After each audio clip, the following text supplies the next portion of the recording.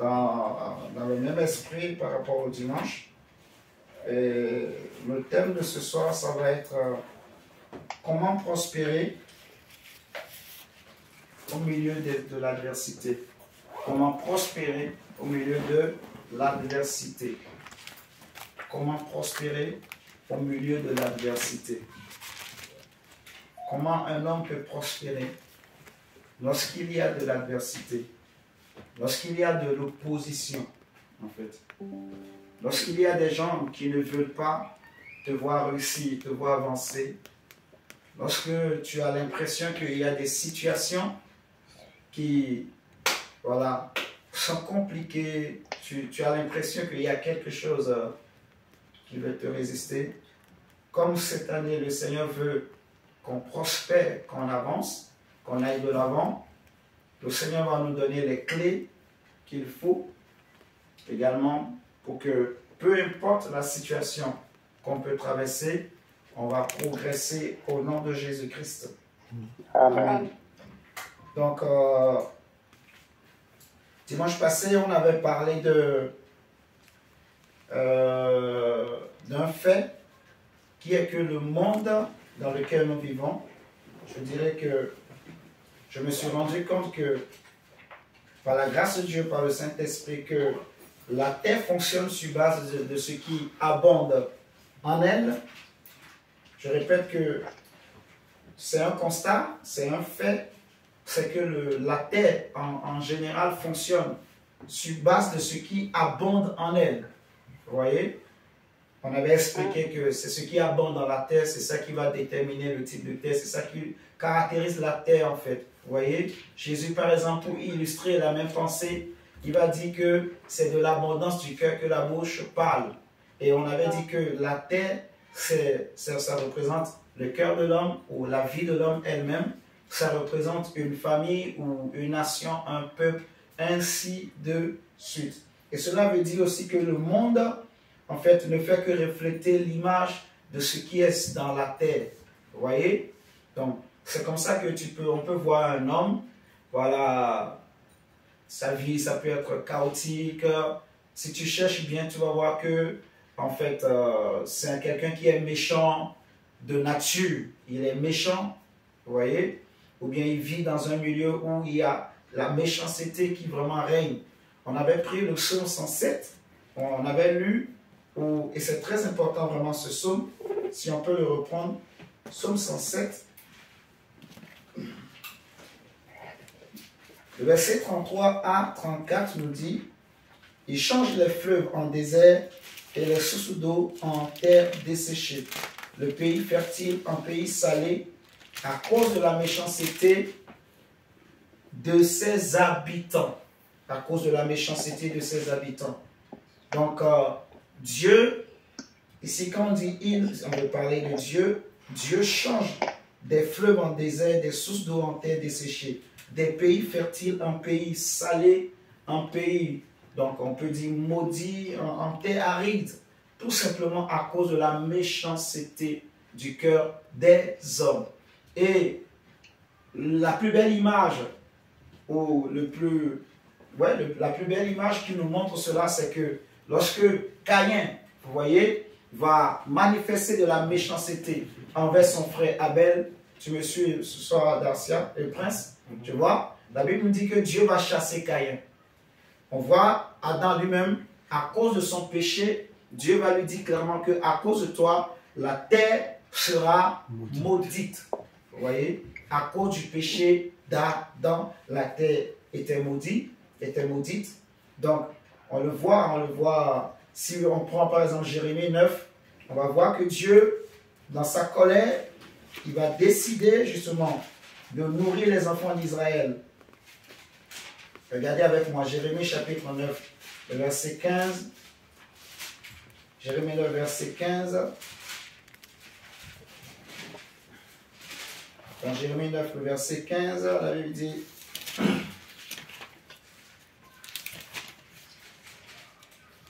Seigneur, merci pour ta grâce. C'est pourquoi ainsi parle l'Éternel des armées, le Dieu d'Israël. Voici, je vais nourrir ce peuple d'arbres saintes, et je lui ferai boire des eaux empoisonnées. Vous voyez, je lui ferai boire des eaux empoisonnées. Lorsque le prophète Élisée était arrivé dans la ville de Samarie, les habitants, ou je dirais les fils des prophètes vont lui dire que le séjour de la ville est bon, mais les eaux sont mauvaises. Vous voyez, les eaux sont empoisonnées. Donc on ne peut pas boire. Quiconque boit, voilà, il va mourir. En fait, il ne peut pas avoir la vie. Alors que normalement, l'eau, c'est l'image de la vie. C'est l'image de la présence de Dieu, en fait. Vous voyez, là où il y a la vie, là où il y a l'eau habituellement, on sait qu'il y a la vie. Aujourd'hui, les scientifiques, ils sont en train de chercher une autre planète en dehors de la Terre où ils peuvent trouver de l'eau. Vous voyez ce que je suis en train de dire? Parce qu'ils savent que s'ils trouvent de l'eau sur notre planète, c'est qu'il y a la vie. Il y a une forme de vie. Vous voyez? Donc, on le voit même, la terre que nous connaissons, le monde qui existe, a été tiré de l'eau. Vous savez ça, normalement. Donc, lorsque l'eau devient une eau empoisonnée, lorsque ça devient comme de l'absinthe, en fait, il n'y a plus la vie, en fait. Vous voyez? Et donc, la terre qui est autour de cette eau va être maudite. Elle ne peut pas produire. Vous voyez? Donc, Dieu dit, je vais nourrir ce peuple-là, je vais nourrir dans les enfants d'Israël d'absinthe. Je leur ferai boire des eaux empoisonnées. Pourquoi? À cause de la méchanceté des enfants d'Israël, tout simplement, en fait. À cause de leur méchanceté, mes frères et sœurs. Vous êtes en train de me comprendre ce soir. Donc, c'est très important vraiment de comprendre qu'il y a des terres qui sont bénies, il y a aussi des terres qui sont maudites. La Bible nous dit que c'est à cause de ces choses que la colère de Dieu vient sur les fils des hommes. Vous voyez? À cause de la méchanceté, à cause du mal, à cause du péché. Les hommes qui ils ont la haine contre les autres, les hommes qui ne veulent pas que d'autres évoluent. Tu vois? Et cette terre, ça peut être aussi l'image d'une église. Donc, il y a aussi des églises qui sont comme des eaux empoisonnées. Il y a des églises qui, en fait, les gens vont dans ces églises, au lieu de boire de l'eau vive, ils vont boire aussi, ils vont boire plutôt de l'absinthe, des eaux empoisonnées. Vous voyez? Et ça représente, ça peut être une église où voilà, le pasteur, il va être jaloux de tout le monde, où le pasteur, il est méchant. Vous voyez? Il est naturel. Il y a des personnes qui sont naturellement méchantes, ou méchantes, je dirais. Vous voyez? Donc, ça peut être une famille où le père est méchant, la maman est méchante, les enfants, les gens sont méchants les uns envers les autres. Vous voyez? L'autre n'aime pas l'autre, l'autre ne veut pas voir l'autre réussir, l'autre veut toujours être au-dessus de l'autre, l'autre veut toujours dominer sur l'autre. Il n'y a pas vraiment l'amour, il n'y a pas la présence de Dieu, en fait. Vous voyez? Et ces gens de terre, il faut les éviter. La Bible nous dit que c'est à cause de ces choses, à cause de la méchanceté, que la colère de Dieu vient sur les fils des hommes. Donc c'est à cause de la méchanceté, comme on a lu, que les terres sont maudites. C'est très important, mes frères et sœurs, d'éviter d'être méchant, d'éviter d'être un homme ou une femme méchant ou méchante. Amen. Amen. Ça n'apporte rien. Ça ne sert à rien. Il y a des gens, en fait, parce qu'ils sont en position de force, en fait, la méchanceté est comme un langage pour exprimer son autorité. Vous voyez? Il y a des gens qui sont exprès même méchants. Ils vont être méchants envers toi, mais exprès.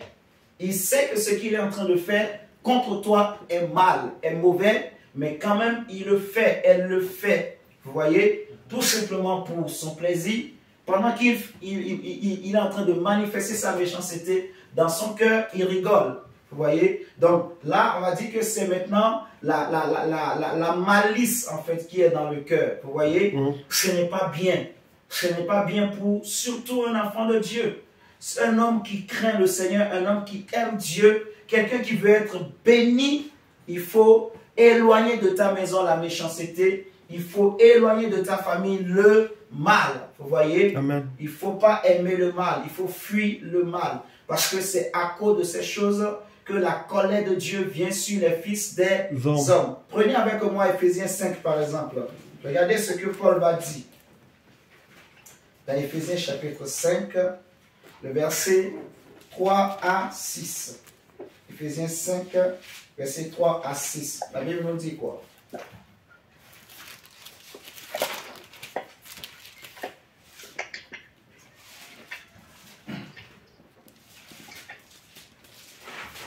Alléluia. Éphésiens 5, versets 3 à 6. La Bible dit ceci. Que l'impudicité, qu'aucune espèce d'impureté et que la cupidité ne soit pas même nommée parmi vous, ainsi qu'il convient à des saints. Qu'on n'entende ni paroles déshonnêtes, ni propos insensés, ni plaisanteries, choses qui sont contraires à la bienséance. Voilà. Qu'on entende plutôt des actions de grâce. Car sachez-le bien, aucun impudique ou impur ou cupide, c'est-à-dire idolâtre, n'a d'héritage dans le royaume de Christ et de Dieu. Que personne ne vous séduise par de vains discours. Car, vous voyez, car c'est à cause de ces choses que la colère de Dieu vient sur les fils de la rébellion. C'est à cause de la méchanceté des hommes, à cause de la méchanceté du cœur de l'homme. Dieu a vu la méchanceté des enfants d'Israël, l'injustice qui régnait en Israël, les sacrificateurs qui devraient manifester la justice, qui devraient juger selon la loi de Dieu. Mais les sacrificateurs commençaient par juger selon l'apparence. Vous voyez, les prophètes qui devaient écouter ce que Dieu dit et le rendre fidèlement au peuple, les prophètes en Israël, ils commençaient par prophétiser lorsqu'on leur donnait quelque chose à manger. Lorsqu'ils avaient quelque chose sous leurs dents, c'est là qu'ils disent « Ainsi m'a parlé l'Éternel », même si l'Éternel n'a rien dit. Vous voyez, ils promettent voilà, la vie, ils promettent de bonnes choses au peuple, alors qu'ils savent très bien que le peuple est dans le péché. Un homme de Dieu qui, par exemple, il sait que quelqu'un est dans le péché, mais à cause des cadeaux, des présents, il préfère fermer sa bouche et laisser la personne persévérer, continuer dans le mal. Il est méchant. Est-ce que vous me comprenez ce soir? Amen. Quand quelqu'un, il n'a pas le courage de te dire la vérité, de te dénoncer ton péché, parce qu'il regarde les avantages, les intérêts, il ne t'aime pas. C'est un méchant. Vous voyez? C'est un méchant homme de Dieu.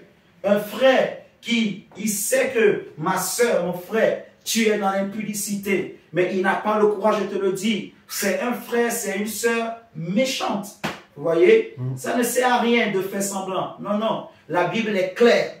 Vous voyez? On reconnaît un arbre à ses fruits. Une telle personne, elle ne t'aime pas, en fait. Vous voyez? Et la Bible dit, c'est à cause de ces gens-là, à cause de ce type de personnes, que la colère de Dieu vient sur les fils des hommes. Vous me comprenez ce soir? Donc, en tant que chrétien, on doit éviter vraiment tout ce qui amène la colère de Dieu. On doit éviter la méchanceté, le mal gratuit, la méchanceté gratuite. Vous voyez? Être méchant envers l'autre. Ne pas vouloir que l'autre réussisse. Ne pas vouloir que l'autre puisse percer. Ce n'est pas une bonne chose.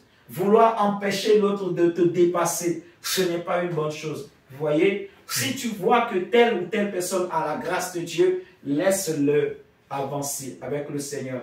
Aide-le à aller loin. Vous voyez? Amen. Si quelqu'un ne connaît pas, mais il veut faire comme s'il connaît, ça c'est autre chose.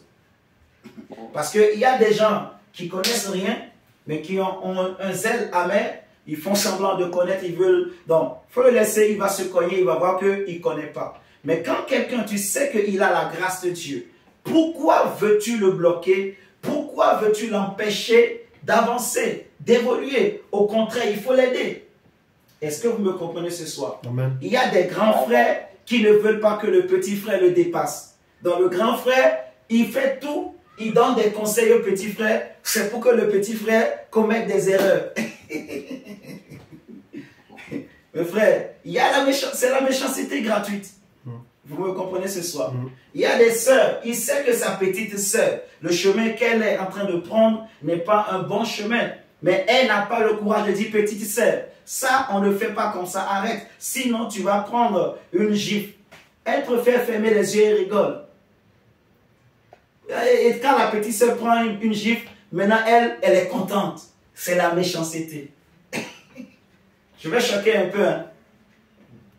Amen. C'est la méchanceté, mes frères et sœurs.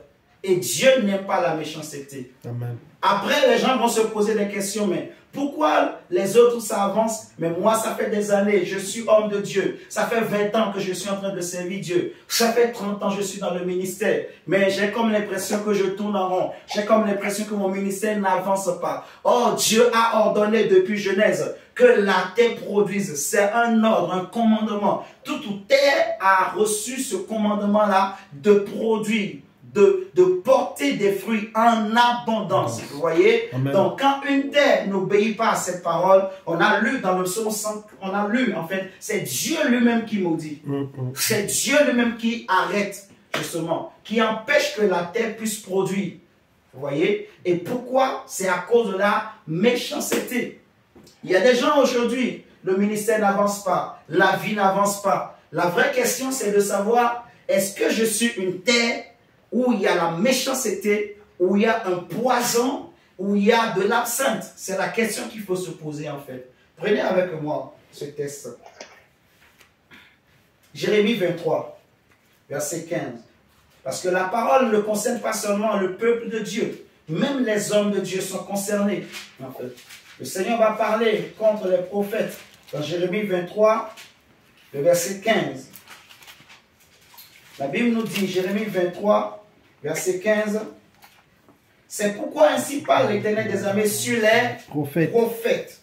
Voici, je vais les nourrir, comme il avait dit, que je vais nourrir le peuple. Il dit, je vais les nourrir d'absinthe et je leur ferai boire des eaux empoisonnées, car c'est par les prophètes de Jérusalem que l'impiété s'est répandue dans tout le pays. Et c'est ce que je disais tout à l'heure, vous voyez, un homme de Dieu qui n'a pas le courage de dire la vérité au peuple à cause des présents, c'est un méchant homme de Dieu. Vous voyez, une femme qui se dit prophétesse, qui voit son frère dans le péché, mais elle a peur de dire la vérité à l'autre, ou bien à cause des présents, des avantages, des intérêts, vous voyez, des familiarités, il préfère fermer la bouche.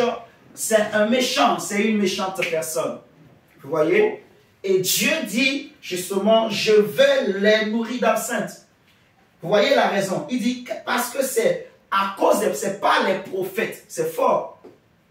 Normalement, le prophète qui est censé être, voilà, une lumière, être comme un thermomètre, être comme, voilà, une étoile qui brille, vous voyez, qui apporte l'éclairage dans le peuple, qui permet au peuple de connaître ce que Dieu est en train de dire, de révéler la pensée de Dieu au peuple, de dénoncer le péché du peuple, de révéler au peuple son péché.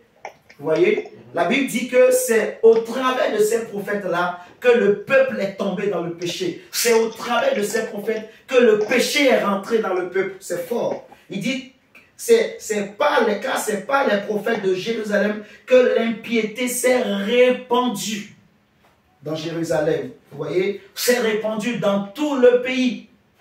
Donc ça c'est grave. Ça c'est pas bien en fait pour nous les hommes de Dieu. Ce n'est pas bien pour les enfants de Dieu. Vous voyez, donc une sœur ou un frère ou un pasteur, un prophète, un apôtre qui ne veut pas dire la vérité au peuple à cause des présents, mon frère, ma sœur, il faut éviter. Alléluia. Parce qu'en faisant cela, laissez-moi vous dire, les gens qui prient dans ces genres d'assemblée, en fait, la Bible dit clairement que Dieu dit, je vais les nourrir d'absinthe. Vous voyez, les gens peuvent se poser des questions. Pourquoi nous sommes là, mais ça ne va pas, ça ne marche pas, il y a des problèmes, il y a des soucis, ça monte, ça descend, ça crie, ça fait comme si, ça fait ça. Mes frères et sœurs, allez chercher, allez regarder en bas, vous allez voir que c'est la méchanceté. Vous voyez, il y a de la méchanceté. Si un pasteur est méchant, si une pasteuse, si ça se dit pasteuse, est méchante, mes frères et sœurs,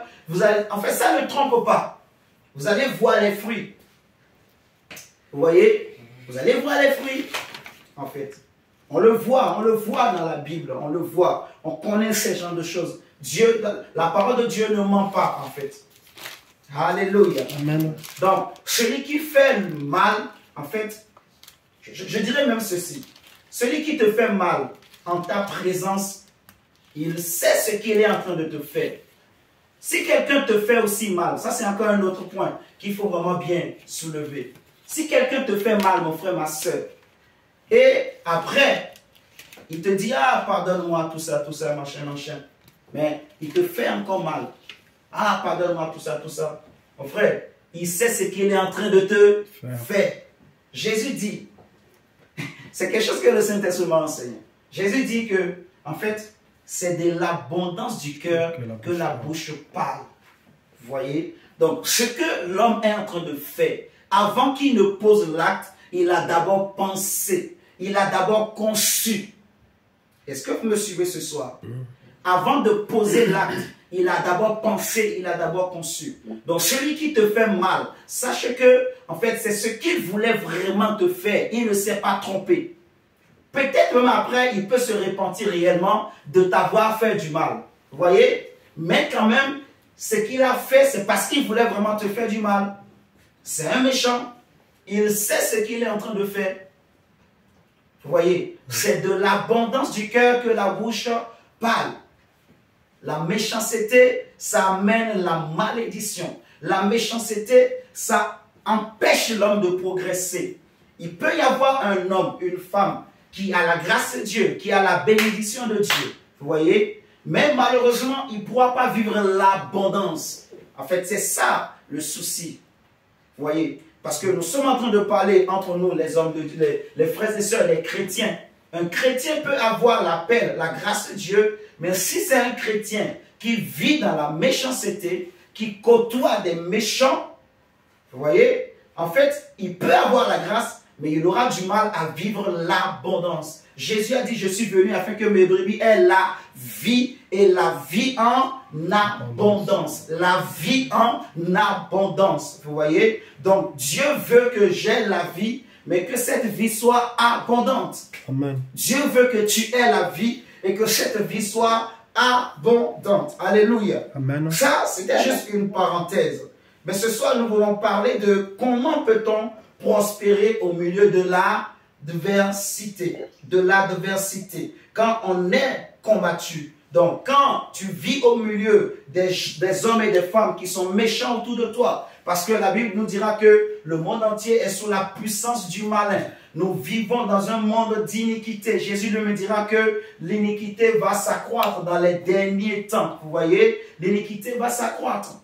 Vous voyez, nous vivons dans un monde où on ne peut pas empêcher. Jésus dit il est impossible que le scandale n'arrive. Vous voyez, mais malheur à celui par qui le scandale arrive. Vous voyez, maintenant, comment un homme peut prospérer au milieu des scandales?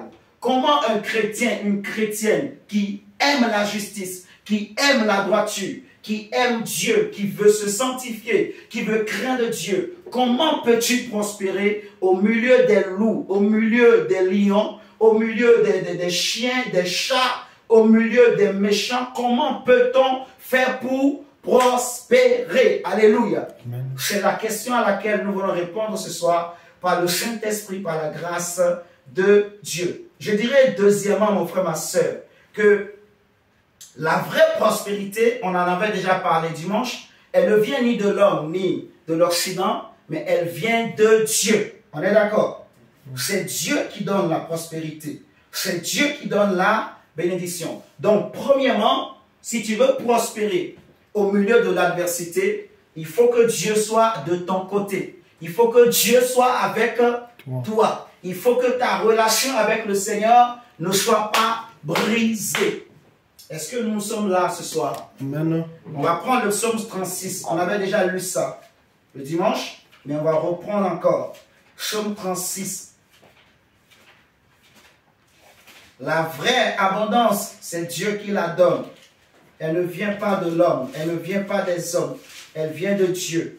Dans le psaume 36, la Bible nous dit au verset 6, psaume 36, verset 6, « Éternel, ta bonté atteint jusqu'aux cieux, ta fidélité jusqu'aux nues. Ta justice est comme les montagnes de Dieu, tes jugements sont comme les grands abîmes.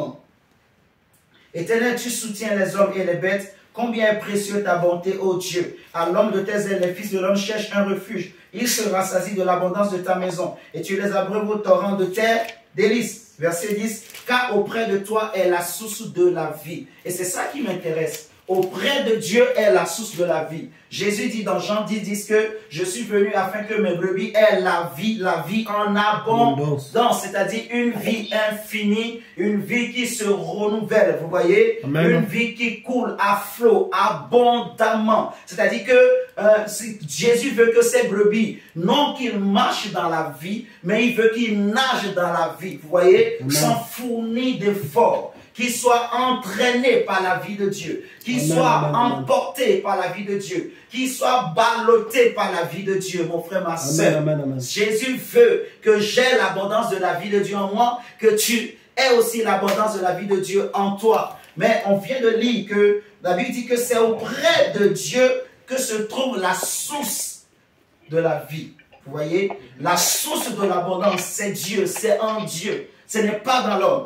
Donc, si on veut prospérer au milieu de l'adversité, il faut être connecté à la source de la vie, premièrement. Alléluia. Je veux prospérer au milieu de l'adversité. Je veux prospérer en ces temps de la fin. La première des choses qu'il me faut, mon frère, ma soeur, c'est que je sois connecté à la source de la vie. Il faut rester connecté. Il faut veiller à ce que ta connexion avec la source de la vie ne soit pas brisée. Vous voyez? Il faut que je sois connecté. Il faut que la connexion, il faut qu'il y ait le réseau. Il faut que le Wi-Fi entre toi et Dieu fonctionne. Alléluia. Amen. Il faut que tu connaisses le mot de passe. Il ne faut jamais oublier le mot de passe qui te permet de te connecter à la source de la vie. Il ne faut pas que la connexion soit brisée. Il faut veiller à ce que ce réseau-là, ce réseau fonctionne 24 sur 24 entre toi et le ciel, entre toi et Dieu. Vous voyez, Dieu est une source intarissable. Dieu est une source vivante. Dieu est la véritable source de la vie, la véritable source de la bénédiction, de la richesse, de la gloire. Vous voyez, la source du salut, c'est Dieu. Amen. Donc, je veux rester connecté. Alléluia. Amen. Je ne veux pas me connecter à des hommes qui vont me faire perdre mon temps. Alléluia. Amen. Mais je veux rester connecté à Jésus. Ça veut dire aussi quoi? Je veux rester avec des gens qui aiment la vérité, des gens qui ont aussi la connexion permanente avec le ciel. Parce qu'il y en a des personnes, leur connexion avec le ciel n'est pas permanente. Il y a de temps en temps des bugs, il y a de temps en temps des problèmes de réseau. Il y a de temps en temps, en fait, ils perdent la connexion, ils perdent le réseau, vous voyez. Donc, ils ne savent pas ce qui se passe. Ils ne sont pas renouvelés, ils ne sont pas régénérés. Si je traîne avec eux, moi aussi, ma connexion risque d'être brisée, vous voyez. C'est pour ça, Paul va dire que les mauvaises compagnies corrompent aussi les bonnes mœurs. La première des choses pour prospérer au milieu de l'adversité, c'est la connexion en fait. C'est les gens avec qui tu traînes. Avec qui tu traînes. Il faut premièrement soigner ta relation avec Dieu, soigner ta connexion, mon frère, avec Dieu, soigner ton intimité avec Dieu, soigner ta vie de prière, soigner ta vie de méditation, soigner ta vie de sanctification. Il faut veiller à ce que tu ne manques pas d'huile. Il faut veiller à ce que, en fait, ta vie de prière ne baisse pas. Il faut veiller à ce que, en fait, ta lampe ne s'éteigne pas. Alléluia. Il faut veiller à ce que tu gardes toujours la lampe allumée pour que tu sois en connexion permanente.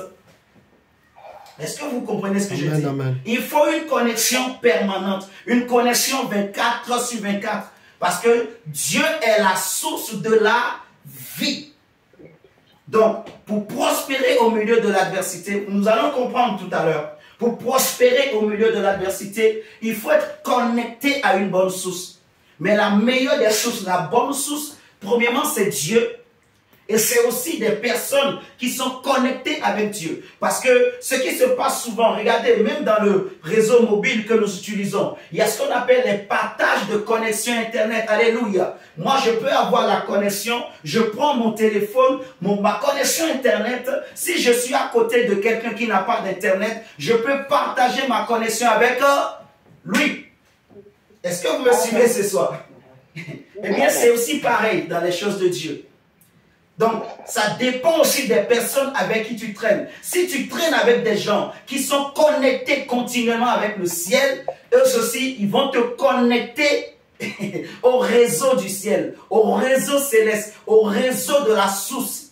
Vous voyez? Mais si tu traînes avec des gens qui n'ont pas de réseau, Jésus dit, si un aveugle conduit un autre aveugle, les deux tomberont dans un trou. Vous me suivez ce soir? Amen. Donc c'est important, mon frère, ma soeur. La première des choses pour pouvoir porter des fruits, pour prospérer dans l'adversité, il faut être connecté à la source de la vie. Il faut rester continuellement connecté à Dieu. Vous voyez, si vous prenez Luc chapitre 15 avec moi, Luc chapitre 15, c'est une histoire merveilleuse que nous voulons lire. Et je crois que vous connaissez cette histoire. C'est l'histoire du fils prodige. Luc chapitre 15, le verset 17. Le verset 17. L'enfant prodige qui était dans la maison du Père.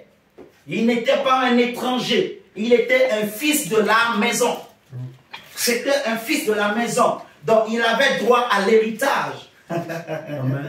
Il avait droit à l'héritage. Je répète que ce n'était pas un étranger. Ce n'était pas un serviteur. Il n'était pas prisonnier chez son père. Il n'était pas serviteur chez son père. Mais il était un fils de la maison. Le fils prodige. Mais la Bible nous enseigne. C'est Jésus qui va donner cet enseignement.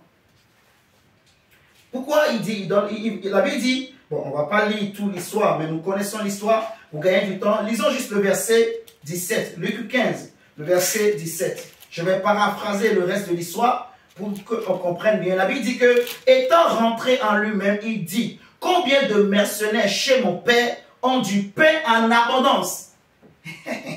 Combien de mercenaires chez mon père ont du pain en abondance? Et moi, ici, je meurs de faim. Vous voyez? C'est-à-dire que même les mercenaires, lorsqu'ils sont dans la source, lorsqu'ils sont connectés à la source, vous voyez, eux aussi, ils sont abondamment bénis. Ils sont richement bénis. Parce que même si tu es mercenaire, la femme là,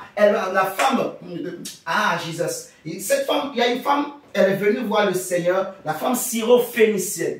Elle va lui dire, guéris ma fille. Jésus va lui dire qu'il n'est pas bon de donner le pain des fils aux étrangers, aux chiens. La femme va manifester une grande foi. Elle va dire, Seigneur, c'est vrai. Mais les chiens aussi mangent les miettes qui tombent sous les tables. Vous voyez? C'est-à-dire que même si c'est des miettes, mais c'est quand même une source intarissable pour celui qui reçoit. Alléluia. Jésus a aimé la foi de la femme syro-phénicienne. Il va lui dire, femme, ta foi est grande. Va, qu'il te soit fait comme tu as pensé. Vous voyez? Donc cet enfant prodige, il rentre en lui-même. Il va dire, moi je suis ici. J'ai quitté là où il y a la source, j'ai quitté la maison de mon père, j'ai coupé la connexion avec le ciel et je me suis retrouvé au milieu de pauvres, au milieu des étrangers et dans un pays étranger. C'est très grave pour ce fils. Il était au milieu des pauvres, il mangeait la nourriture des pauvres. Et il vivait au milieu encore des... Il était dans un pays étranger. Vous voyez ça? Et c'est ça en fait. Donc, il n'avait plus à manger. C'est quand les gens veulent, on lui donne un peu ce que mangent les pauvres. Il y a des jours où on ne lui donne pas. Ce n'est pas tous les jours qu'il peut manger. Donc il n'a plus de relation avec son père. Il est allé loin. Lui-même il va dire, Père, donne-moi mon héritage. Et il est parti, il a gaspillé, il a dilapidé tout. Mais ce que j'ai aimé, c'est que quand il est rentré en lui-même, lui-même il va dire, il y a des mercenaires. Il y a des gens, même si au départ c'était des mercenaires, mais ils vivent chez mon père, dont mon père a changé leur identité, ils ne manquent de rien, ils vivent de l'abondance, ils profitent de l'abondance de mon père.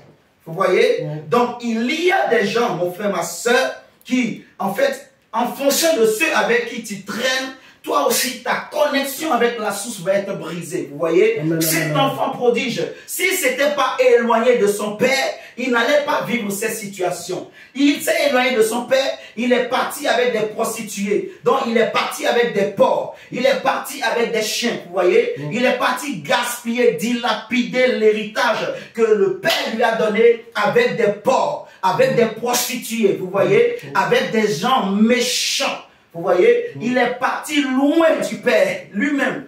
Lui-même, il a vu la source est là, mais il s'est déconnecté. Donc, il ne pouvait plus vivre l'abondance. Tu comprends, Prince? Donc, c'est là que lui va dire non. Ce que je fais là, ce n'est pas bien. Il faut que je retourne à mon Père. Il faut que je retourne à la source. Il faut que je me reconnecte, vous voyez. Amen. Donc, on voit l'exemple d'un homme, justement, qui, à cause de son entourage, en fait, il ne pouvait pas vivre l'abondance. Il était entouré, le fils prodige, par des porcs, j'insiste. Et il mangeait la nourriture des porcs. Vous voyez? Donc, il sera coupé. La nourriture des porcs, c'est la connexion qu'il avait. Quand il a coupé la vraie connexion, il s'est connecté à des porcs. Il était obligé de manger la nourriture des porcs.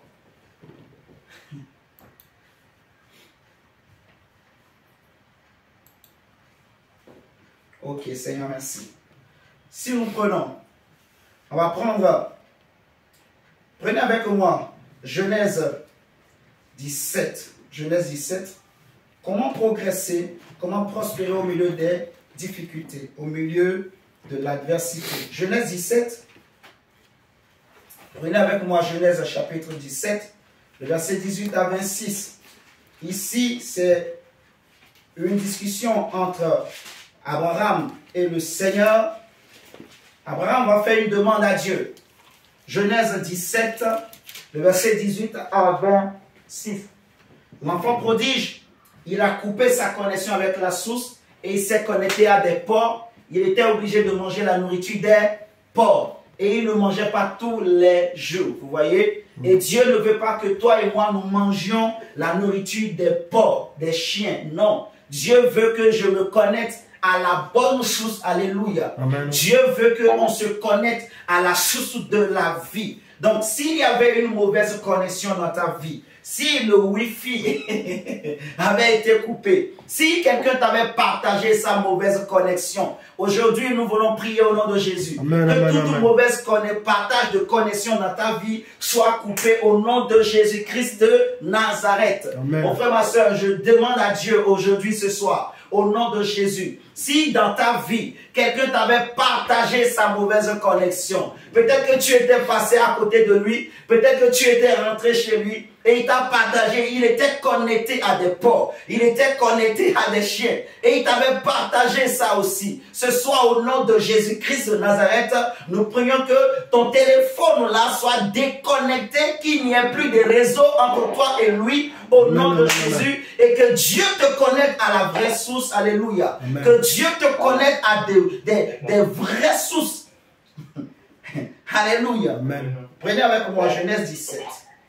Genèse, oui, chapitre 17, le verset 18. La Bible dit ceci. Et Abraham dit à Dieu, oh, qu'Ismaël vive devant ta face. C'est Abraham qui parle à Dieu.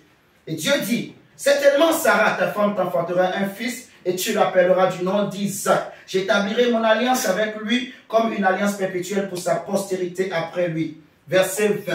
Dieu dit, à l'égard d'Ismaël, je t'ai fait quoi? Je t'ai exaucé. Voici, je le bénirai, je le rendrai fécond. C'est-à-dire qu'il sera dans l'abondance. Est-ce que vous me suivez ce soir? Je le rendrai fécond et je le multiplierai à l'infini. Il engendrera 12 princes et je ferai de lui une grande nation. Verset 22, verset 21 plutôt. J'établirai mon alliance avec Isaac que Sarah t'enfantera et à cette époque-là de l'année prochaine, lorsqu'il eut achevé de lui parler, Dieu s'éleva au-dessus d'Abraham au nom de Jésus-Christ de Nazareth. Amen. Amen. Regardez, verset 23. Abraham prit Ismaël, son fils, tous ceux qui étaient nés dans sa maison, et tous ceux qu'il avait acquis a pris l'argent, tous les mâles parmi les gens de la maison d'Abraham, et il les circoncis ce même jour, selon l'ordre que Dieu lui avait donné. Donc parmi les gens qui étaient circoncis, il y avait aussi Ismaël. Est-ce que vous me suivez ce soir? Amen. La Bible dit, verset 24, Abraham était âgé de 99 ans lorsqu'il fut circoncis. Ismaël, son fils, était âgé de 13 ans lorsqu'il fut circoncis. Ce même jour, Abraham fut circoncis ainsi qu'Ismaël, son fils. Et tous les gens de sa maison, nés dans sa maison ou à qui a pris d'argent des étrangers, furent circoncis avec lui. Le signe de l'alliance que Dieu avait donné à Abraham, c'était la circoncision. Alléluia. Amen. Ismaël, souvent quand nous parlons de l'histoire d'Abraham, nos regards sont fixés sur Isaac, parce que la Bible l'appelle le fils de la promesse. Alléluia. Amen. Mais Ismaël aussi avait aussi reçu, bénéficié, je dirais, de l'alliance de Dieu avec Abraham. Alléluia. Et vous allez comprendre pourquoi j'ai voulu qu'on lise ce texte d'abord. Ismaël aussi était un homme qui a reçu la bénédiction de Dieu. Vous voyez, il n'était peut-être pas le fils de la promesse, mais à cause de son père, à cause de l'alliance de son père, à cause du sang d'Abraham, Dieu aussi a béni Ismaël. Vous voyez, Ismaël aussi est rentré dans l'alliance parce qu'il a été circoncis le même jour que son père. Est-ce que nous sommes d'accord? Maintenant, il y a l'histoire d'un homme qu'on appelle Ésaü. Ésaü, le grand frère de Jacob. Alléluia. Cet homme, à cause de ses erreurs qu'il avait commises, son petit frère a usé de la ruse. Son petit frère Jacob a lui dit, vends-moi ton droit d'aînesse. Il aussi, il a accepté. Il est inconsciemment, vous voyez, il n'a pas réfléchi, il n'a pas réalisé l'acte qu'il était en train de poser. Il n'a pas compris que spirituellement, son petit frère était plus malin que lui. Il a vendu son droit d'aînesse. À cause de cela, en colère, il a voulu tuer son frère, son petit frère Jacob. La maman va dire, Jacob fuit. Jacob est parti, vous voyez. Mais quand Jacob revenait, il avait peur de son plus grand frère parce qu'il se disait, Ismaël va me tuer. Ésaü va me tuer. Maintenant, prenez Genèse 28. Genèse 28, verset 9 avec moi. Genèse 28, verset 9. Genèse 28, verset 9. Genèse chapitre 28, le verset 9. La Bible dit que et Ésaü s'en alla vers qui? Ismaël. Vers Ismaël. Il prit pour femme, outre les femmes qu'il avait, Mahalat, fille d'Ismaël, fils d'Abraham et sœur de Nebajoth. Alléluia. Amen. Ismaël, quand il a vu que rien ne marchait, comme je ne suis pas le fils de la promesse, ma maman m'a trahi. Mon père aussi a tout donné. Il a même établi mon petit frère comme mon chef. Ismaël, Ésaü a réfléchi plutôt. Il a dit, qu'est-ce que je vais faire pour retourner dans l'alliance, pour me reconnecter à la source. Il a réfléchi. Isaac, lui, ne veut plus rien lui donner. Isaac a dit, j'ai déjà tout donné à Jacob. Ésaü a réfléchi. Qui d'autre peut me reconnecter à la source? Il a pensé à Ismaël, qui était connecté à la même source que Isaac. Alléluia. Alors la Bible nous dit que Ésaü est parti chez Ismaël. Il va aller épouser une fille d'Ismaël. C'est-à-dire qu'il va se lier à Ismaël par alliance. Amen, amen, amen. Alliance de sang. Donc lui qui était censé être maudit, vous allez voir maintenant au chapitre 33 de Genèse, il va dire quelque chose à Jacob qui est fort. Hey! Genèse 33, le verset 8 à 9. Genèse 33, verset 8 à 9. La Bible dit, Ésaü dit, à quoi destines-tu tout ce temps que j'ai rencontré? Jacob pensait que, il est pauvre, il n'a rien, tu vois. Donc il se disait, je vais l'acheter avec les bœufs, les moutons, avec les serviteurs, les servants, tout ça. Donc, il dit, mais à quoi destines-tu toutes ces choses? Jacob répondit, à trouver grâce aux yeux de mon Seigneur. Ésaü dit, verset 9, je suis dans l'abondance, mon frère, garde ce qui est à toi. Je suis dans l'abondance. Parce que Ésaü, mon frère, ma soeur, il était connecté à une autre source. Parce que ça n'a pas marché de l'autre côté.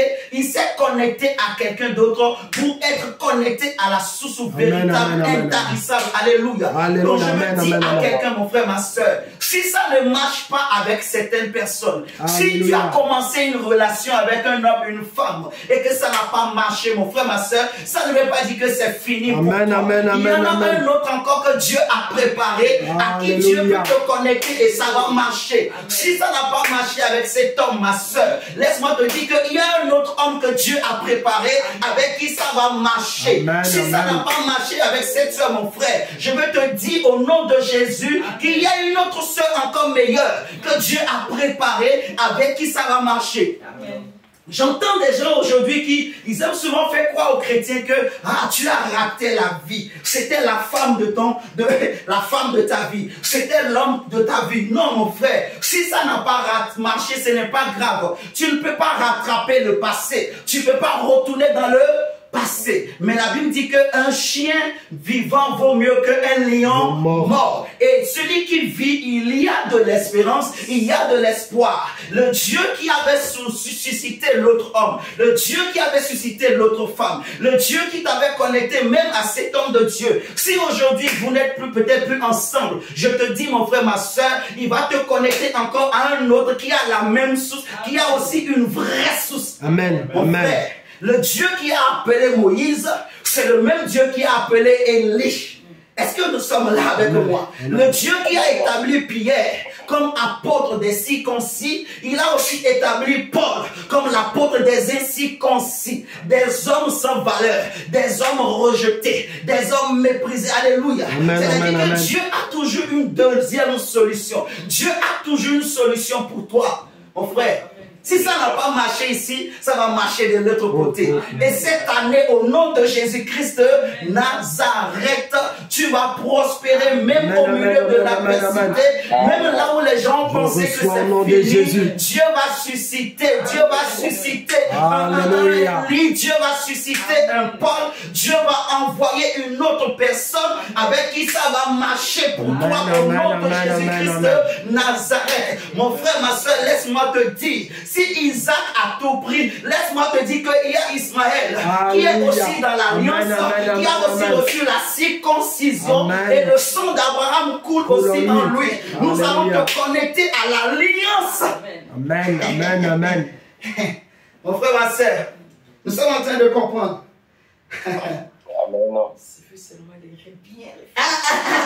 Mon frère, ça sert à rien d'écrire. Non, il faut, tu vois, et ça, il a réfléchi. Comment je vais faire?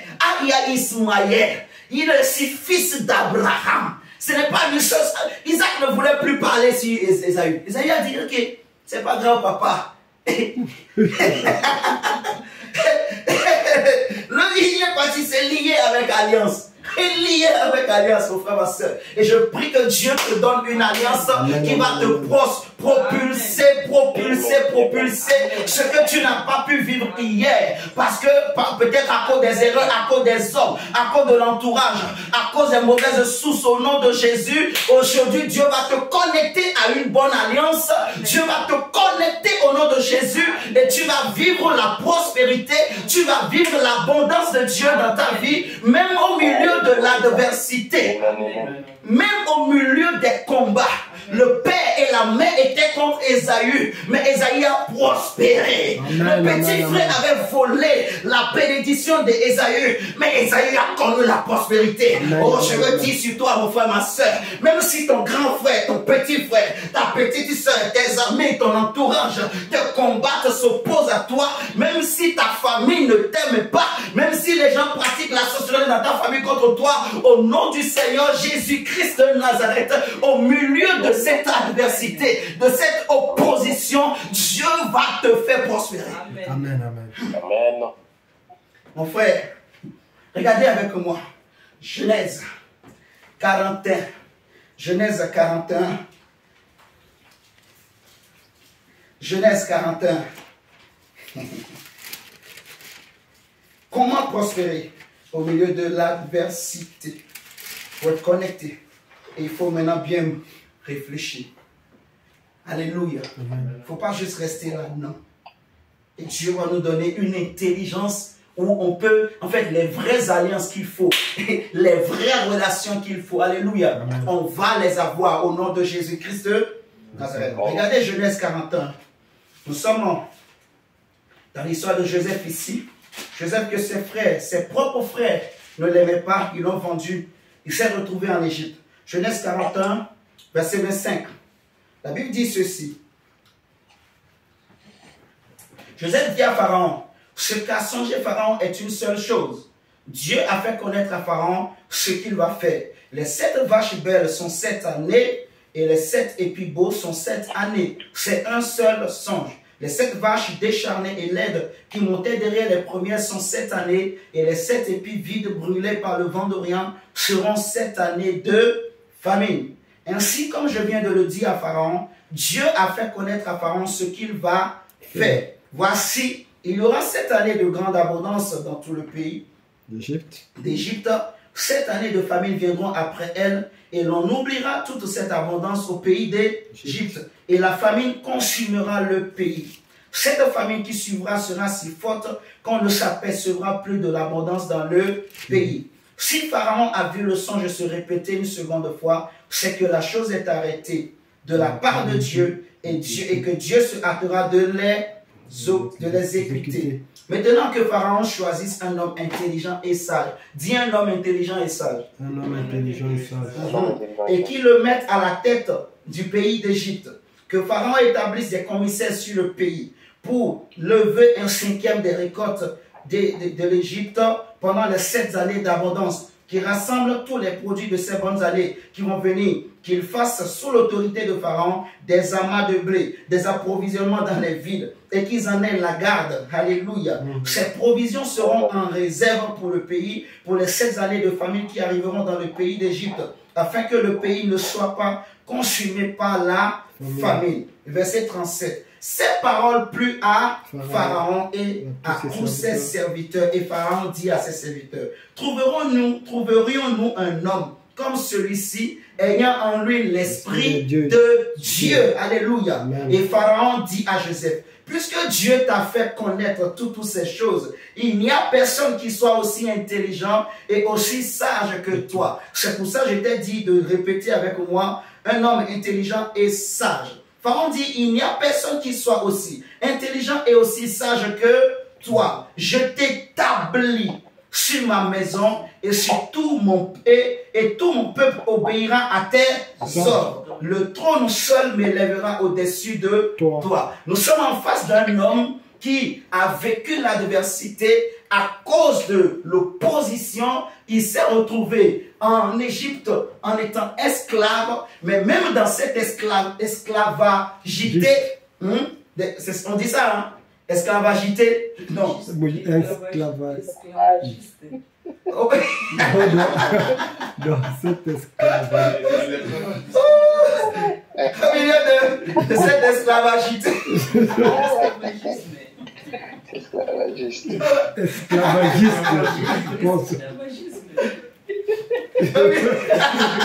La soeur m'a dit comment là. Au milieu de cette... C'est rempli par l'onction. Amen. Au milieu de cette situation difficile, on va faire comme ça. Au milieu de l'esclavagisme, de la situation dans laquelle Joseph s'est retrouvé, ma Bible me dit que Dieu ne l'a pas abandonné. Dieu était avec lui, comme Paul et Silas en prison, vous voyez. Et là, pour mettre le comble à son amour, à sa bonté, Dieu va créer une situation. Il va donner un songe à Pharaon, mais Pharaon n'avait pas l'explication. Dieu va donner un problème, un souci à Pharaon, mais Pharaon n'avait pas la solution. Dieu va donner un problème difficile. Pharaon avait l'argent, il avait l'or, il pouvait élever quelqu'un, il avait les biens, tout ce qu'il fallait, tout ce dont Joseph avait besoin. Pharaon avait tout ça, mais Dieu va créer un problème dans la vie de Pharaon, et ni les sages qui étaient autour de Pharaon, ce jour-là, Dieu va fermer leur esprit, Dieu va fermer leur intelligence. Ils ont invoqué tous les dieux de l'Égypte, ils n'ont pas trouvé la solution au problème de Pharaon. C'était juste un songe, mais ça a troublé Pharaon, mon frère. Et c'est là que quelqu'un s'est rappelé qu'il y avait un juif que j'avais vu en prison, qui m'avait raconté mon songe. Quand on a fait sortir Joseph s'est présenté devant Pharaon. Pharaon a raconté le songe. Ma Bible me dit, Joseph a dit, Pharaon, ce que tu as vu, c'est une même chose. Voici l'explication, tant. Pharaon va dire, est-ce qu'il y a parmi nous tous un homme aussi sage et aussi intelligent? Alléluia. Donc je veux te dire, mon frère, ma soeur, Dieu va t'élever, mais Dieu va créer des choses au milieu de l'adversité là. Dieu va créer, il est le maître des temps et des circonstances.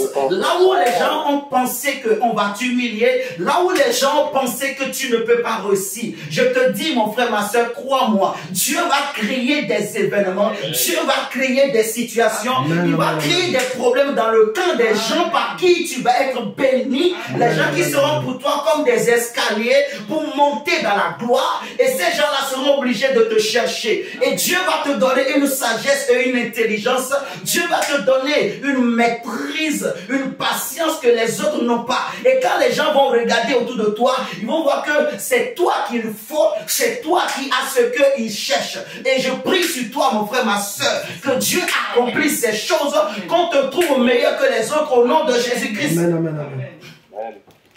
Je veux dire, mon frère, ça ne dépend ni de l'intelligence de l'école, non, ça ne dépend ni de la sagesse des bancs, alléluia, mais c'est une intelligence qui vient par l'onction, c'est une intelligence qui vient de Dieu, c'est une sagesse qu'on reçoit parce qu'on est connecté à Dieu, parce que Dieu est avec nous, vous voyez, parce que Dieu était avec Joseph en Égypte, Joseph avec cette sagesse.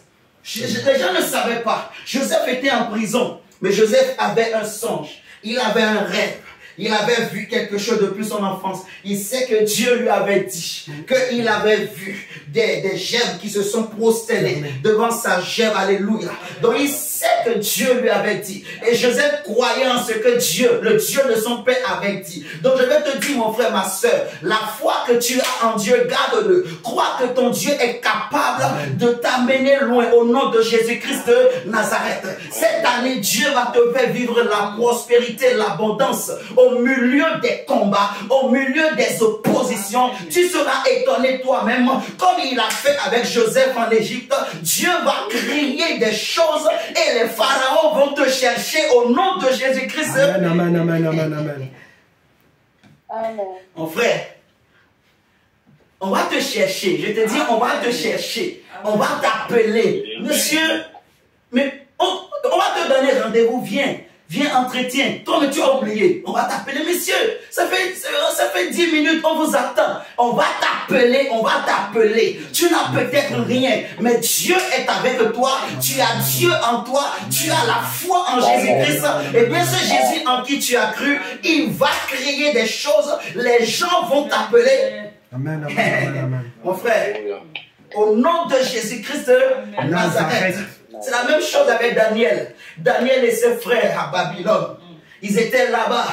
Ils avaient personne, étranger. On a dit à Daniel, viens manger les viandes sacrifiées aux idoles. Et comme Joseph, il a dit non. Je ne mangerai pas les viandes sacrifiées aux idoles. Mais ma Bible me dit, quand Nabucodonosor a regardé, la Bible dit, il n'a pas trouvé un homme aussi sage et intelligent que Daniel. Daniel et ses compagnons, ils étaient 10 fois supérieurs en intelligence, en sagesse par rapport aux magiciens et aux sorciers de Babylone. Et je veux prier, mon frère, ma soeur. Excusez-moi. Nous sommes dans un temps aujourd'hui, mon frère, ma soeur, où il est impossible d'empêcher qu'il n'y ait pas d'adversité. Il y aura toujours des adversités. Il y aura toujours comment on appelle, des obstacles qui vont se lever, des choses comme ça, vous voyez. Jésus dit, il est impossible que ces choses n'arrivent. Maintenant, je vais te dire, mon frère, même au milieu de ces choses, garde la foi, reste attaché à ton Dieu. Ne coupe pas la connexion avec Dieu. Et tu vas voir la gloire de Dieu, la main de Dieu au milieu de l'adversité. Ce Dieu à qui tu es resté fidèle, lui-même, il va créer des choses, il va te rendre intelligent, il va te rendre sage. Alléluia. Oui, mon frère, ma soeur. Et je veux prier. La Bible dit que Pharaon, Joseph va lui dire de faire des réserves. de faire des réserves. Ah, Seigneur. Attendez.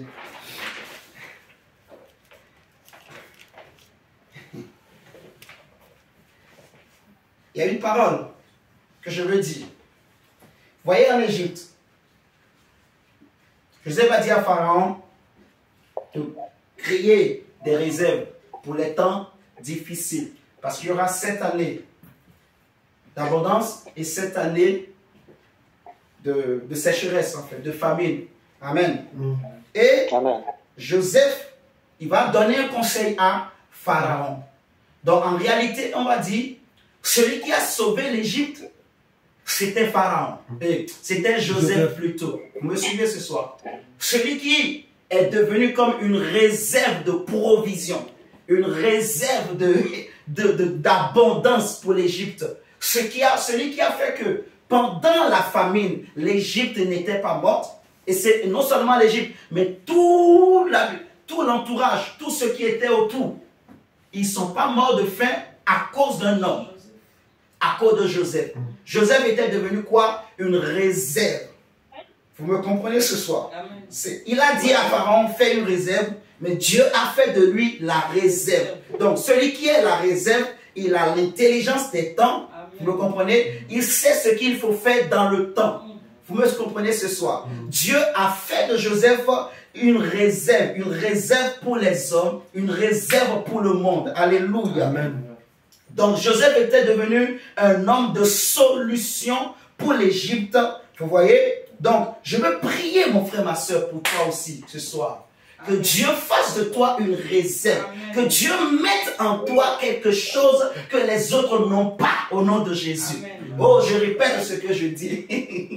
Parce que Joseph avait quelque chose que ni les sages de l'Égypte n'avaient pas. Daniel avait quelque chose que les féticheurs et les magiciens de Babylone n'avaient pas. Et c'est ce qui a fait que Joseph était devenu une réserve, une solution. Un homme, quand il parlait, il apportait la solution. Au nom de Jésus-Christ de Nazareth. Je prie, mon frère, aussi pour toi ce soir. Que Dieu fasse la même chose pour toi. Que Dieu dépose quelque chose en toi. Quelque chose de différent. Que Dieu dépose une intelligence, une sagesse, une capacité, une grâce. Que Dieu dépose quelque chose. Tu vas dire quelque chose. Que Dieu te donne une illumination au nom de Jésus. Que Dieu te donne une intelligence que les autres n'ont pas encore. Que tu te réveilles un matin seulement, que tu aies une intelligence, tu penses à quelque chose que tu n'as jamais pensé. Et quand tu vas partager ça avec quelqu'un d'autre, il va te trouver comme un génie. Il va prendre ça comme la solution à ses problèmes, la réponse qu'il voulait entendre, la voie qu'il cherchait, et il va s'attacher à toi au nom de Jésus-Christ de Nazareth. Je prie que Dieu mette quelque chose en toi. Que Dieu mette quelque chose que les autres n'ont pas. Là où les gens sont autour de toi, ils te combattent, ils s'opposent à toi. Je prie ce soir au nom de Jésus que Dieu vienne déposer quelque chose qui ne pas en eux, en toi. Amen. Je reçois. Là où les gens sont en train de poser des questions, ils s'inquiètent, les gens cherchent des solutions, les gens cherchent des idées. Il y a des gens qui ont l'argent, ils sont millionnaires, mais ils manquent d'idées pour faire des affaires. Je prie que Dieu mette en toi une idée qui n'existe pas chez les autres. Mon frère, que Dieu dépose quelque chose de différent.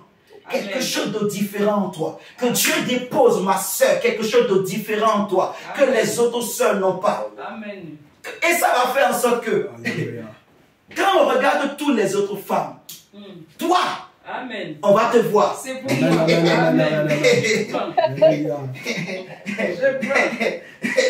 Oh frère, je suis très sérieux, ma soeur. Je suis très sérieux. Amen. Que Dieu dépose quelque chose en toi ce soir. Je répète, Joseph était devenu comme une réserve de solution. Il y a des hommes qui cherchent des femmes, il y a des femmes qui cherchent des maris au nom de Jésus. Je prie que Dieu dépose quelque chose en toi que, en fait, quand les femmes qui cherchent des maris, là, au nom de Jésus-Christ de Nazareth, quand ils vont regarder autour, Dieu va fermer les yeux sur tous les autres. Et il va voir en toi quelque chose qu'il cherche, quelque chose qu'elle cherche, au nom de Jésus-Christ de Nazareth. Que ce soit sur le plan professionnel, mon frère, que Dieu mette quelque chose en toi, quelque chose dans ton domaine, quelque chose. Tu vas dire une parole et ton chef, ça va ouvrir les yeux à ton chef va être illuminé. Il va trouver que ce petit-là est sage et il va chercher à avoir un entretien particulier avec toi et lui seul pour partager des choses qu'il a dans son cœur. Attends, je vais répéter encore. Le chef, il parle avec tous les autres, il dit tout, mais il y a des choses dans son cœur, il n'ose pas dire à tout le monde. Mais Dieu va te donner une sagesse, que Dieu dépose en toi une parole, une sagesse, quelque chose que tu vas dire au milieu de tous les autres, qui va ouvrir les yeux à ton chef, qui va faire que ton chef va dire, l'enfant là, il réfléchit bien, l'enfant là, waouh, quelle est cette parole? Et ton chef va chercher à avoir un entretien avec toi et lui seul, le seul à seul, au nom de Jésus, et il va t'ouvrir son cœur, il va te dire des choses, il va te confier des responsabilités. Amen. Amen. Mon frère, que Dieu mette quelque chose en toi, quelque chose qui n'existe pas chez les autres, Dieu va te le faire, comme il a fait avec Joseph, comme il a fait avec Joseph dans l'adversité, comme il a fait avec Daniel à Babylone. Amen. La Bible dit que à chacun, on va pour terminer, on va prendre 1 Corinthiens 12, le verset 7. 1 Corinthiens 12, le verset 7.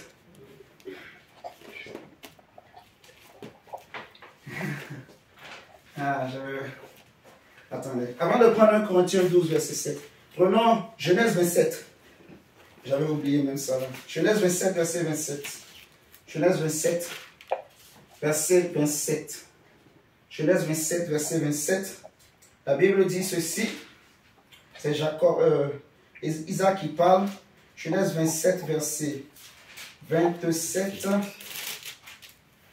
Il dit, Jacob s'approcha et le baisa. Isaac sentit l'odeur de ses vêtements, puis il le bénit et dit, voici l'odeur de mon fils est comme l'odeur d'un champ que l'Éternel a béni. Point. L'odeur d'un champ que l'Éternel a béni. Donc, le champ que Dieu bénit aussi a une odeur. Garde cette parole. Amen. Prenons maintenant 2 Corinthiens chapitre 2. Nous allons déclarer des paroles, mon frère. 2 Corinthiens chapitre 2, versets 15 à 17. Et après, on va prendre 1 Corinthiens 2. 2 Corinthiens chapitre 2. 2 Corinthiens chapitre 2, Jesus. Verset 15 à 17. 2 Corinthiens chapitre 2. 2 Corinthiens chapitre 2, verset 15 à 17.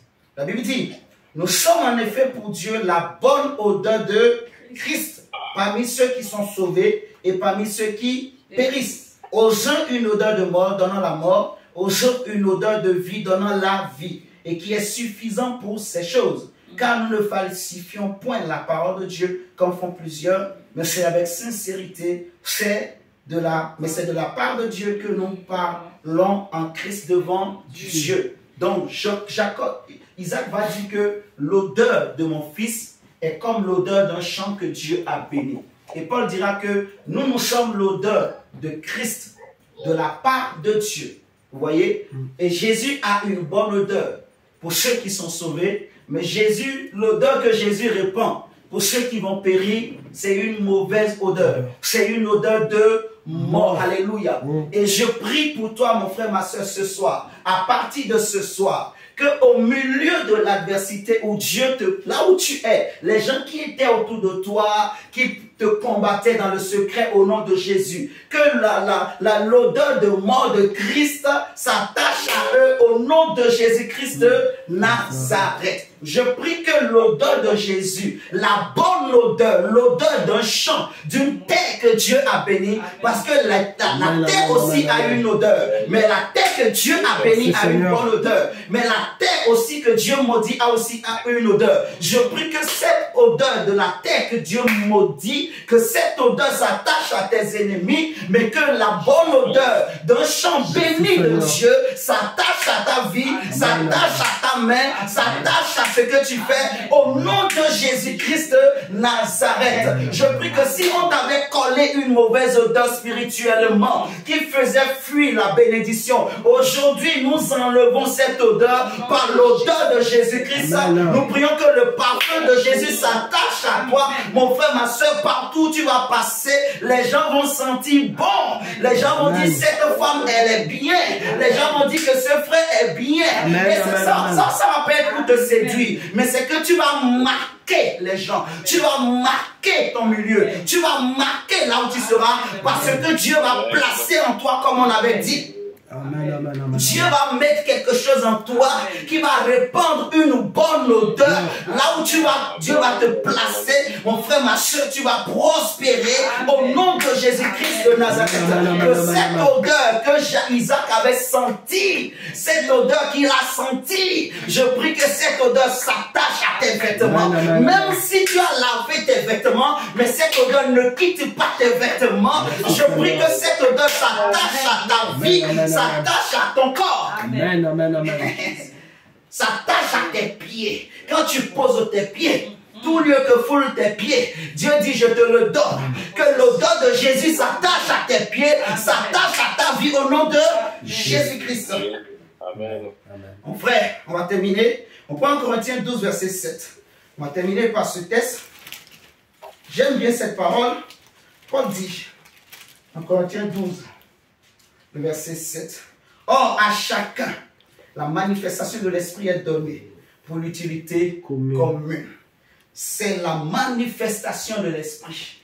Dieu va se manifester à toi, dans ta vie, dans toutes ces choses qu'on a dit. Ces déclarations au nom de Jésus, ça va s'accompagner par une manifestation de l'Esprit de Dieu dans ta vie. C'est lui qui va le faire. J'aime toujours dire une parole. Jésus dit que nul ne peut venir à moi si le Père ne l'attire. Or, le Père, c'est l'Esprit. Alléluia. La Bible dit que, oh, le Seigneur, c'est l'Esprit. Donc, Jésus nous dira que Dieu est Esprit. Il faut que ceux qui l'adorent en esprit et en vérité. Or, l'Esprit, c'est l'onction. Donc, nul ne peut venir à Dieu si son onction ne l'attire. Jésus dira que c'est poussé par le Saint-Esprit que les hommes ont parlé. C'est poussé par l'onction que les hommes ont aussi parlé. Alléluia. Il dira que nous ne savons pas aussi ce qu'il nous convient de dire dans nos prières. C'est pas le Saint-Esprit, c'est lui qui soupire en nous. Donc c'est l'onction qui nous rend aussi capables de prier. La Bible dit que nul ne peut dire encore que Jésus est Seigneur si ce n'est que par le Saint-Esprit. Donc c'est par l'onction que nous disons encore que Jésus est Seigneur des Seigneurs, Roi des Rois. Donc je veux te dire, je dis ça pour te rassurer, pour te mettre à l'aise que l'onction de Dieu est avec toi. Et quand nous parlons de l'onction, nous ne sommes pas en train de raconter des blabla. Non, tu vas vivre l'onction, elle est réelle. Et depuis le jour où tu as donné ta vie à Jésus, tu as déjà expérimenté l'onction de Dieu. L'onction, tu es habitué déjà à l'onction. Mais je veux maintenant actualiser ta conscience au niveau de l'onction, que tu comprennes qu'elle est avec toi. Et nous sommes en train de parler au nom de Jésus, poussé par l'onction, sous l'inspiration de l'onction et par l'onction du Saint-Esprit de Dieu. La Bible dit que c'est la manifestation de l'onction qui est donnée à chacun. Amen.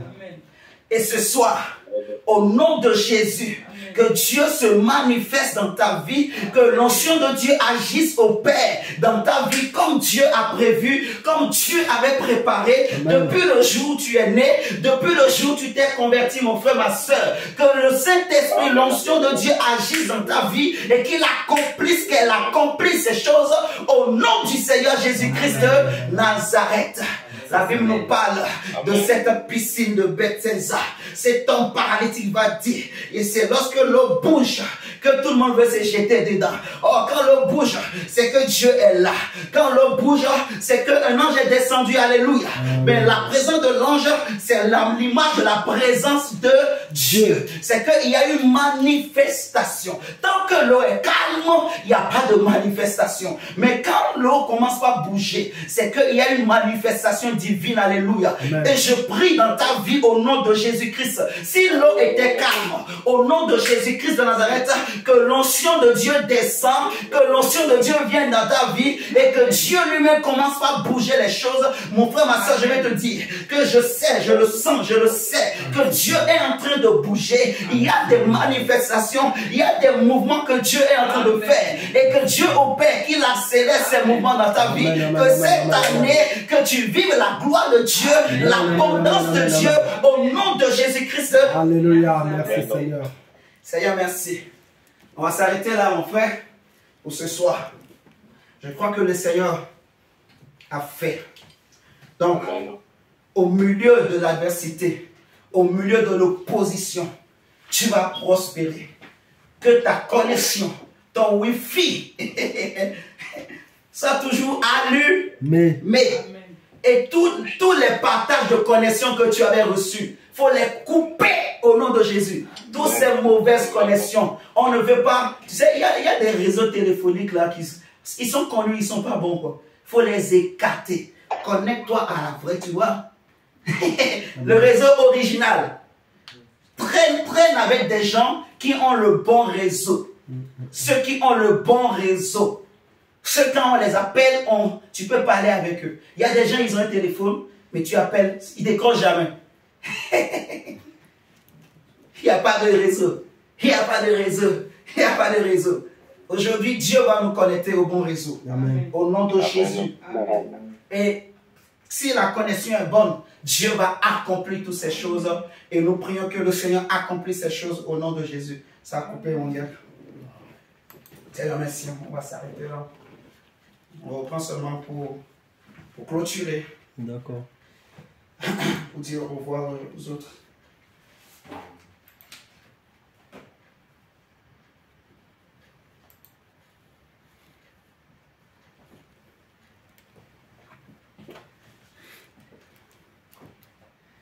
Ma soeur Koum.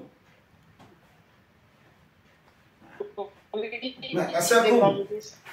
Je te dis la vérité. Dieu va fermer les yeux de beaucoup de gens. Dieu va accélérer des choses. Dieu va placer quelque chose. Même si toi-même tu ne voulais pas. Même si tu ne t'attendais pas à ça. Ça va être comme une surprise au nom de Jésus-Christ de Nazareth. Alléluia. Amen. Amen. Tu vas vivre. Je le prophétise au nom de Jésus-Christ de Nazareth. Tu vas le voir. Mon frère, ma soeur, mon frère Rudel. Dieu va accélérer aussi des choses dans ta vie au nom de Jésus-Christ de Nazareth. Ce que tu cherchais, mon frère Armel, ce que tu demandais à Dieu, tu désirais de tout ton cœur, Dieu va te le donner au nom de Jésus-Christ de Nazareth. Amen. Donc, on va s'arrêter là, mes chers amis. Donc, nous vous aimons beaucoup par l'amour du Seigneur. Et je crois que le Seigneur va nous faire du bien davantage. Donc, que Dieu nous bénisse, que Dieu nous garde. Et restons avec la présence de Dieu, restons avec la joie du Saint-Esprit. On se dit à demain. Bonne soirée et bon appétit. Bye bye.